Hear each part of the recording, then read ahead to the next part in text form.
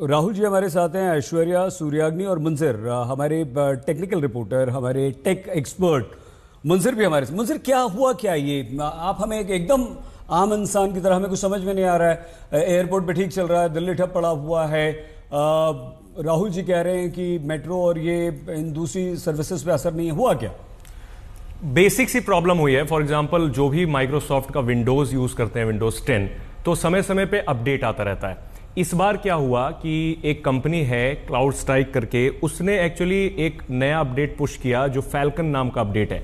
तो वो प्रोडक्ट बनाती है साइबर सिक्योरिटी से रिलेटेड, तो जो माइक्रोसॉफ्ट को सर्विस देती है वो, तो उन्होंने कहा था कि ये जो फैल्कन नाम का अपडेट है, इससे साइबर सिक्योरिटी पे काफ़ी अच्छा होगा, अटैक्स नहीं होंगे, साइबर अटैक्स नहीं होंगे, रैंसमवेयर से बच पाएंगे।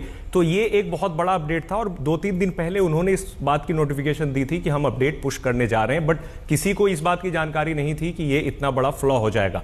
तो जैसे ही एक बार उन्होंने एज्योर पे, माइक्रोसॉफ्ट का क्लाउड प्लेटफॉर्म एज्योर है, वो उन्होंने अपडेट पुश करना शुरू किया, तो प्रॉब्लम समझ में आई कि इससे जो ठप हो गए सारे नेटवर्क। तो नेटवर्क ठप होने का नुकसान ये हो रहा है कि कोई भी, जैसे BSOD, जिसे स्क्रीन ऑफ डेथ भी कहते हैं, ब्लू स्क्रीन ऑफ डेथ, अगर आपने कंप्यूटर यूज किया है तो विंडोज सिस्टम में कई बार ब्लू स्क्रीन आ जाता है। ब्लू स्क्रीन आ जाने के बाद प्रॉब्लम ये होती है कि आप टेक्निकली कुछ भी नहीं कर पाएंगे। मतलब आपका ना कीबोर्ड काम कर रहा होगा, ना स्क्रीन काम कर रही होगी, आप कोई भी चीज एक्सेस नहीं कर पा रहे हैं। फिर ऐसा कैसे हुआ कि दिल्ली में सब कुछ ठप है और कोलकाता में सूर्याग्नि बता रहे हैं कि सब कुछ ठीक है? ये प्रॉब्लम इस वजह से होती है कि जैसा अभी हमारे एक GMR वाले IT एक्सपर्ट बता रहे थे, उन्होंने बताया कि ये जो सर्विस है ये सारे लोगों को एक साथ नहीं दी जाती है। जो उसकी सर्विस यूज करते हैं वो उनके साथ ही हो रहा है। क्योंकि मैं आपको फिर से बता दूं कि ये प्रॉब्लम लिटरली माइक्रोसॉफ्ट की नहीं है। मतलब एक बार अगर आपको याद हो तो क्लाउडफ्लेयर के डाउन होने से दुनिया की सबसे ज्यादा वेबसाइट थी वो ठप हो गई थी,